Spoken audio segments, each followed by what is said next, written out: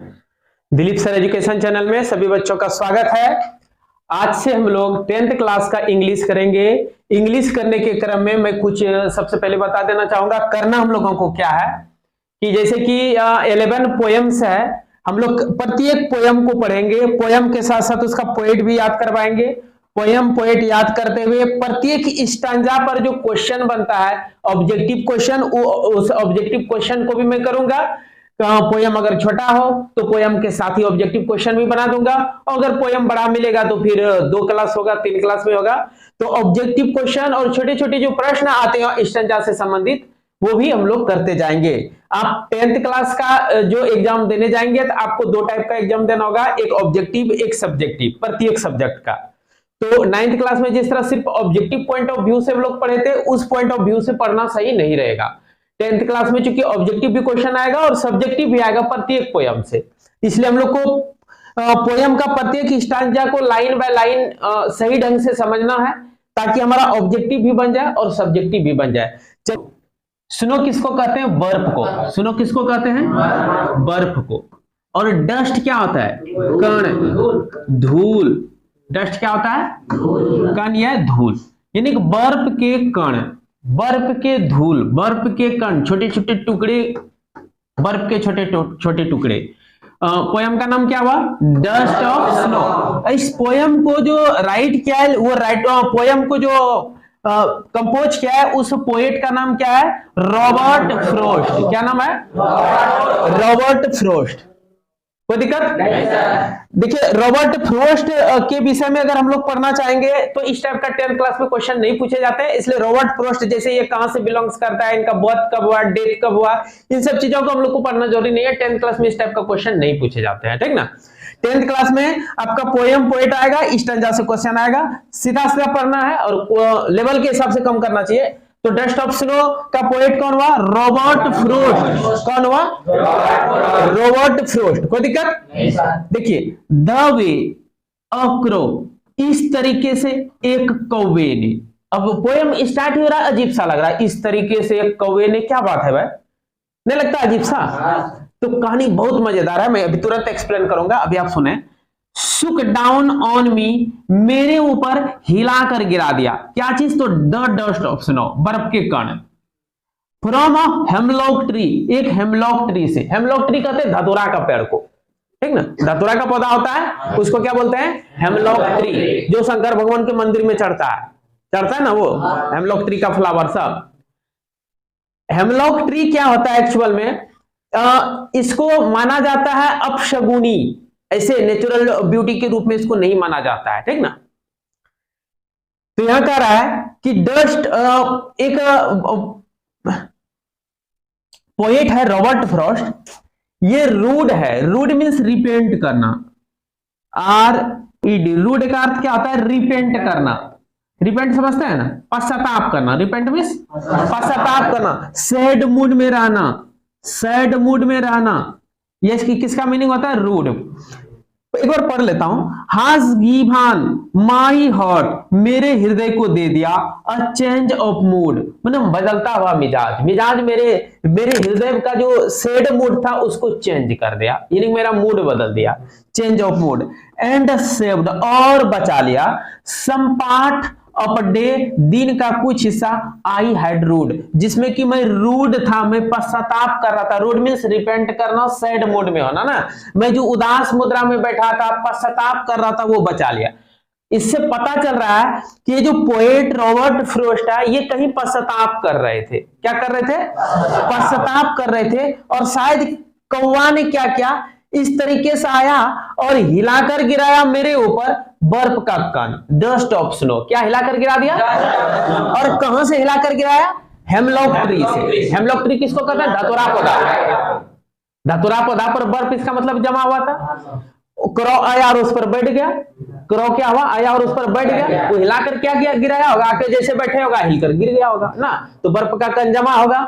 ये मतलब कि जम्मू कश्मीर तरफ या कोई ठंडा प्रदेश का ये सब पोयम रचित किया हुआ है, ठीक ना, कि वहां से हिला करके क्या हुआ? हिलाया नहीं बल्कि वो आकर के बैठा, लेकिन हिल गया ऑटोमेटिक और गिर गया क्या चीज? Dust of snow. किसके ऊपर गिर गया? रॉबर्ट फ्रॉस्ट के ऊपर। किसके ऊपर गिरा? और तब कहता है जैसे बर्फ का कण गिरा, तो बर्फ गिरना, वर्षा गिरना, ये सब क्या है? नेचुरल ब्यूटी का प्रतीक है। क्या है ये सब? नेचुरल। हाँ, जैसे कि कहीं हम लोग जाते हैं, बारिश होती है तो कहता है वर्षा हो गया। अब तो देखिए इसमें क्या है जानते हैं, समाज का कुछ भ्रांति को दो चीज बताया जा रहा है। एक होता है नेचुरल ब्यूटी का प्रतीक, और एक होता है समाज का कुछ गलत अवधारणा नहीं होता है। जिसे खाली घड़ा पर नजर पड़ गया तो क्या कहते हैं? अपशगुन हो गया, ओमिनस हो गया। क्या कहते हैं उसको? इंग्लिश में बोलते हैं ओमिनस हो गया।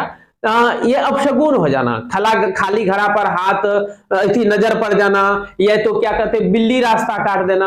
आप कहीं जा रहे हैं और बिल्ली अगर रास्ते से गुजर गया, कहेगा अब तो अपशगुन हो गया, ओमिनस हो गया, पता नहीं मेरा दिन कैसा जाएगा, मेरा काम होगा कि नहीं होगा, इस टाइप का कहता है ना। उस गलत भ्रांति का उजागर क्या है इस पोयम के माध्यम।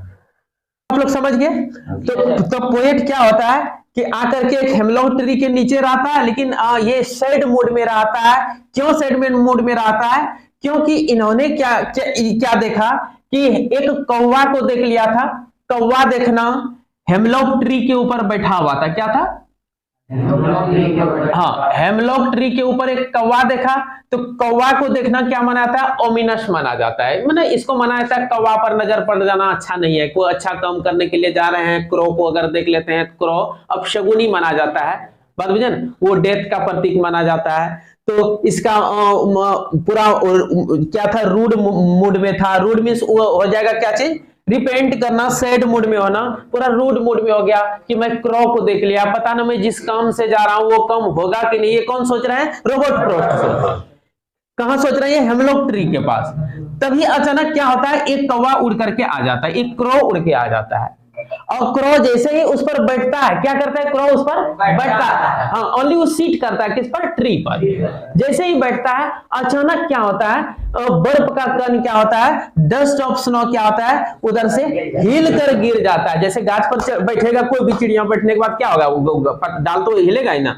तो वही कहता है सुक डाउन, हिल कर गिर गया, ऑन मी, मेरे ऊपर, डस्ट ऑफ स्नो, बर्फ का कण। और बर्फ गिरना और वर्षा गिरना, ये दोनों किसका प्रतीक है? शगुन का प्रतीक है। जैसे कोई कहीं जा रहा है और घड़ा पानी से भर करके कोई आ रही है, तब क्या कहा जाता है? हाँ, जतरा बन गया हमारा, चलो चलो। दही का कंत्री लेकर के जा रहा है, नजर पड़ गया, हाँ जतरा बन गया पूरा, अब तो दिन बढ़िया होगा, मना जाता है। ऐसे तो समाज में मनाता है। लाश भी लेकर के अगर जा रहा है और कहीं आप बढ़िया काम से जा रहे हैं, सामने से लाश गुजर गया, तो माना जाएगा शगुन उसको। अब शगुन नहीं मनाता बल्कि शगुन को। लेकिन कौवा अगर नजर पड़ जाए तो उसको अपशगुन माना जाता है ना। खाली घड़ा अपशगुन, पानी भरा हुआ घड़ा शगुन।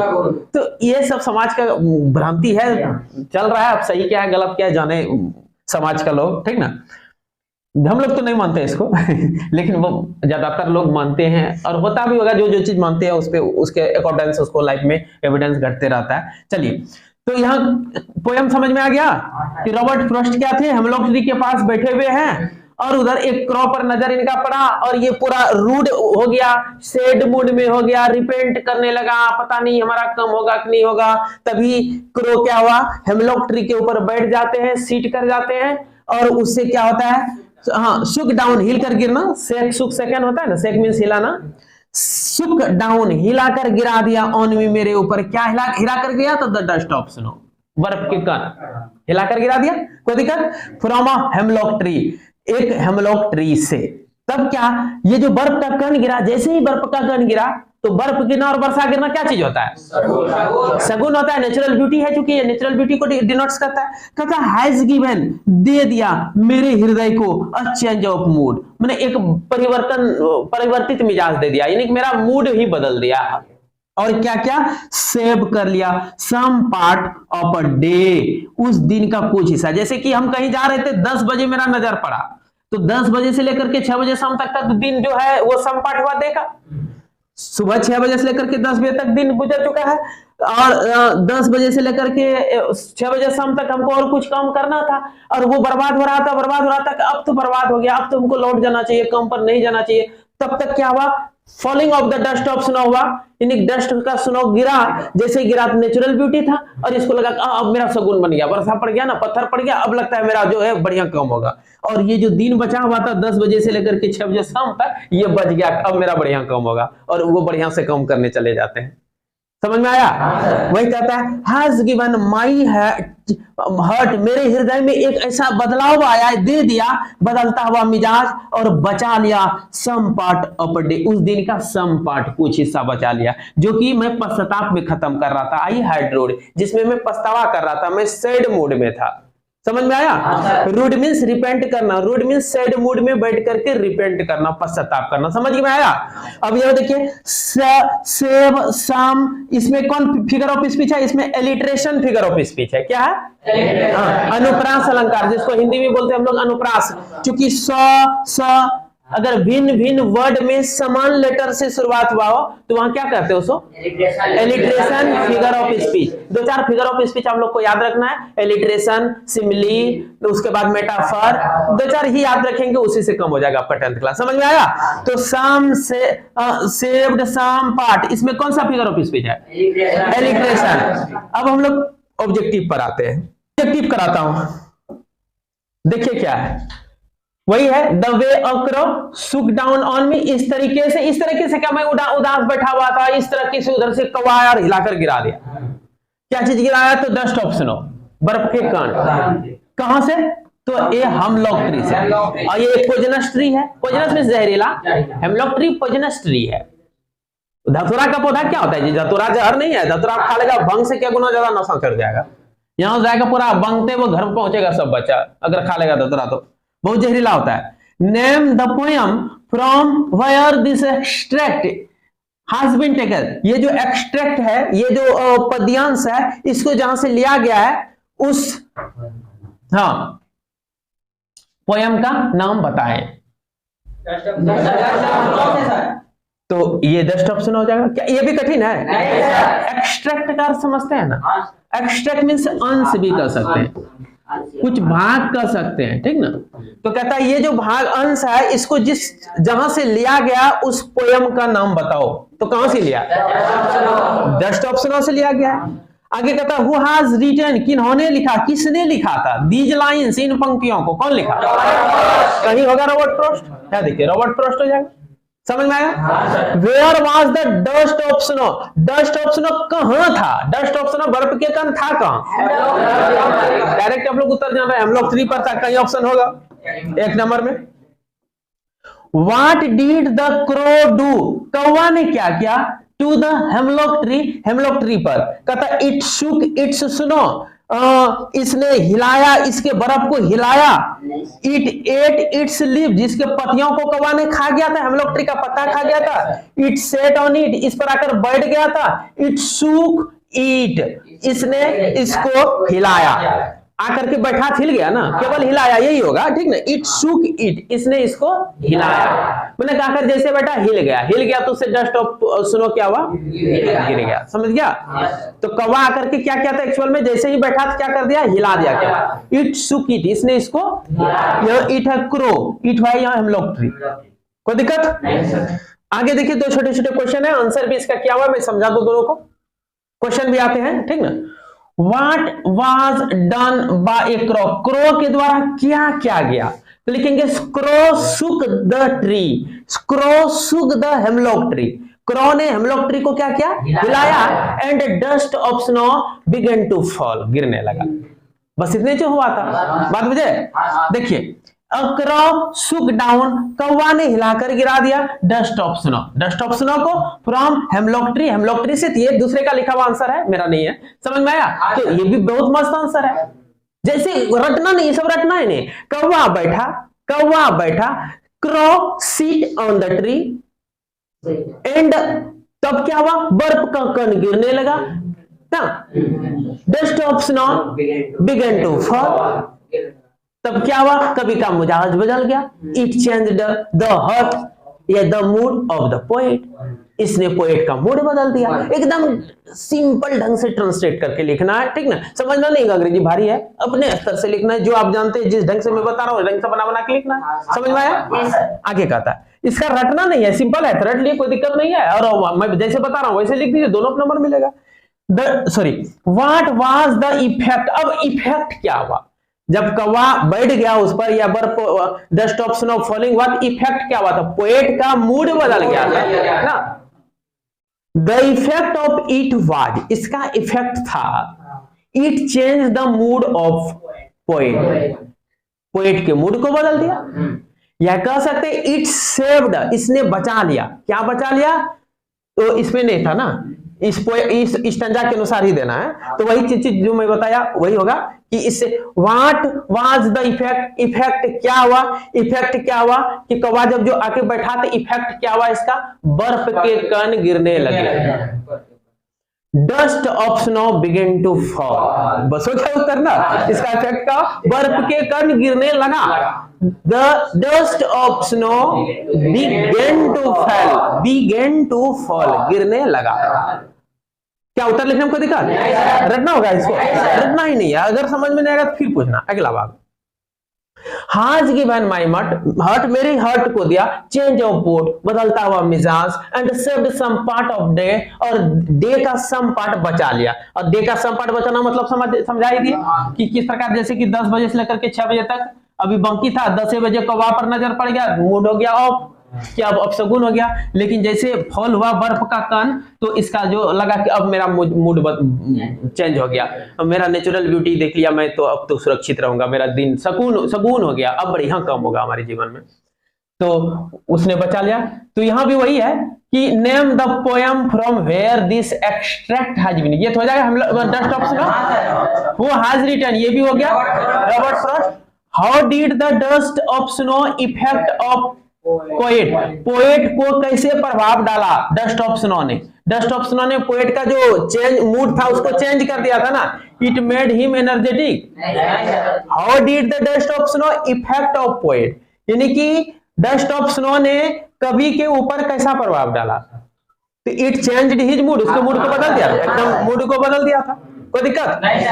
Under which tree was the poet standing, poet stand means खड़ा होना, पोएट किस ट्री के नीचे स्टैंडिंग था, खड़ा था? हेमलॉक ट्री, कहीं होगा ऑप्शन हेमलॉक, कोई दिक्कत? फिर देखिए 2 क्वेश्चन छोटे छोटे फिर है, इसको भी कर लेते हैं।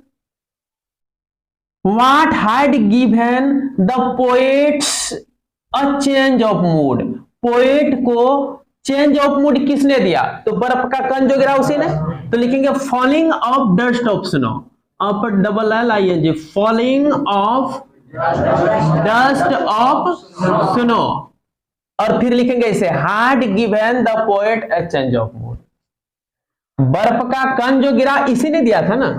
कहते हैं किस चीज ने कवि के हृदय को बदलता हुआ मिजाज दिया, एक चेंज ऑफ मूड दिया, किस चीज ने, व्हाट हैड गिवन, किसने दिया, तो किसने दिया, तो falling of dust of snow ने दिया। तो वाट को उड़ा के खाली वाट बने किस चीज ने, हैड गिवन दिया, तो यहां लगा देंगे falling of dust of snow had given the poets a change of mood. समझ में आया? केवल खाली क्या इसका वाट उड़ा क्या लिख देंगे, falling of dust of snow, क्या लिख देंगे, had given the poets change of mood। उसके बाद फिर कहता है what happened to the poets ruing about the day, क्या हुआ, what happened, क्या हुआ, to the poets ruing, कवि का बर्बादी वाला, उस दिन का कवि का जो बर्बादी हो रहा था दिन का, उसको क्या हुआ, वो सेव हो गया। लिखेंगे the poets ruing about the day had saved, वो सुरक्षित हो गया, from falling of the dust of snow, बर्फ का कण जो गिरा उससे पोएट का क्या है, रूइंग ऑफ द डे क्या हुआ, सेव हो गया, बच गया। समझ में आया? लिख लेंगे। अब देखिए छोटे छोटे प्रश्न तुरंत हो जाएगा। Who is the poet of the poem dust of snow, बोलो डस्ट ऑफ स्नो। फिर देखना what does dust of snow represent, dust of snow क्या चीज रिप्रेजेंट करता है, पार्टिकल ऑफ स्नो, एकदम particle of snow, healing power of nature, प्रकृति का जो है एक हीलिंग पावर, प्रगतिशील शक्ति, हीलिंग मतलब होता है इलाज करना, मतलब एक सुंदरता का प्रतीक यही है, हीलिंग पावर ऑफ नेचर, मतलब प्रकृति में नेचर में कैसा एक हीलिंग पावर है, इलाज करने का क्षमता है, कि पोएट जो है रिपेंट कर रहा था, पूरा रिग्रेट कर रहा था, उसका डे जो है रूड हो रहा था ना, लेकिन क्या हुआ, डस्ट ऑफ स्नो जैसे ही गिरा, उसका जो है गिरा और तुरंत वो कैसा है, हील में नहीं इलाज करना, ट्रीटमेंट करना। हील मींस क्या होता है? तो कैसा उसमें हीलिंग पावर था कि कभी का मिजाज तुरंत बदल गया। तुरंत कभी को लग गया क्या चीज लगा कि हम ये हो गए, हमारा दिन बच गया। समझ में आया? तो डस्ट ऑफ स्नो क्या रिप्रेजेंट करता है? हीलिंग पावर ऑफ नेचर, यानी प्रकृति में इलाज करने की भी क्षमता है ना। बात समझ रहे ना? बिल्ली रास्ता काट दिया, तुरंत वर्षा पड़ने लगी, अब कहेगा ओ वर्षा पड़ गया, अब तो दिन अच्छा हो गया, सगुन हो गया। चलो, तो healing power of the nature. Dust of snow क्या रिप्रेजेंट कर रहा है? फिर कहता है the crow did something to the hemlock tree. The crow did something, कौवा कुछ किया, to the hemlock tree, hemlock tree के साथ क्या किया? इट शुक इट, इसने इसको हिलाया था, ये हिट किया था, it shook it. Who shook the dust of snow, किसने हिलाकर गिराया dust of snow? Hemlock tree से। क्रो ने क्या था? What was the mood of the poet in the beginning of the poem Dust of Snow? Dust of Snow poem के शुरुआत में ना, Dust of Snow पोयम के शुरुआत में पोएट का मूड कैसा था? कैसा था उसका? शुरुआत में सैड मूड था कि नहीं? लेकिन जब वो फॉलिंग हुआ डस्ट ऑफ स्नो, तब उसका जो मूड है वो चेंज हो गया। फिर कहता है, देखिए कितना सुंदर सुंदर क्वेश्चन क्या हुआ है। द पोएट से, पोएट कहते हैं of a day I had rued, उस दिन में मैं क्या था? रूड था, मैं रिग्रेट कर रहा था। मैं रिग्रेट करते रहना, रूड मीन्स रिग्रेट करना। What is the meaning of rued? ये कहता है रूड का मीनिंग क्या है? रोएंड, बर्बाद हो जाना, हेल्ड इन रिग्रेट, पश्चाताप में पड़े रहना, एकदम यही होगा ना। रूड का अर्थ क्या हो जाएगा? हेल्ड इन रिग्रेट, रिग्रेट में पड़े रहना। What of lifted his mood, कहते हैं किस चीज ने उसके मूड को अपलिफ्ट कर दिया, उत्थान कर देने को बचा लिया। किस चीज ने उसके मूड को बदला था, बचा लिया था? कौवा ने। फॉलिंग ऑफ स्नो, बर्फ का गिरना ने। ऑन हिज शोल्डर, उसके कंधा पर जो गिरा बर्फ, इसीलिए ये बर्फ जो गिरा, तो बर्फ गिरना क्या माना जाता है? Natural beauty. और क्रो को क्या माना जाता है? अपशगुन, ओमिनस, ओमिनस माना जाता है। नेम द पोएटिक डिवाइसेस, कहता उस पोएटिक डिवाइसेस का नाम बताइए, यानी कि उस अलंकार का नाम बताएं, यूज्ड इन द लाइन, जो कि इस लाइन में यूज हुआ है, and saved some part, saved some part. S से शुरू हुआ, क्या हो जाएगा? ऑप्शन में होगा, देखिए एलिटेशन है ना, समझ में आ गया? फिर कहता what are the two negative creature, दो नेगेटिव क्रिएचर क्या है? दैट फ्रॉस्ट यूज्ड, जिसको कि रॉबर्ट फ्रॉस्ट ने यूज किया है, carriers of positive, used as carriers of positivity, मतलब कि पॉजिटिविटी के रूप में जिसका यूज किया है, वो दो जंतु क्या है? जंतु मैंने जीव जंतु, यहाँ क्रिएचर में जीव जंतु हो जाएगा। एक हेमलॉक ट्री भी है और एक क्रो है। तो हाँ, ऐसे एक्चुअल में यहाँ क्वेश्चन है कि what are the two negative creature, negative creature. तो हेमलॉक ट्री को भी वो ओमिनस माना था पहले ना, क्रो को भी ओमिनस माना था, ये नेगेटिव क्रिएचर है ना। That Frost use as carrier of positivity, उसको एक पॉजिटिविटी के रूप में चेंज करके वो दिखाया, आदमी को कान संदेश दिया इसके विषय में ना। तो नेगेटिव क्रिएचर कौन कौन से यूज किया था? हेमलॉक ट्री और क्रो। तो बच्चों मैं उम्मीद करता हूं समझ में आ गया होगा। इस तरह इस पोएम से रिलेटेड मैंने सब्जेक्टिव भी करा दिया, ऑब्जेक्टिव भी करा दिया, स्टैंजा वाइज भी क्वेश्चन आंसर करा दिया, और इसी प्रकार आप जुड़े रहेंगे और अपने दोस्तों तक कोई वीडियो को शेयर करते रहेंगे, ताकि मैं अगला वीडियो आपके तक ला सकूं जल्द से जल्द।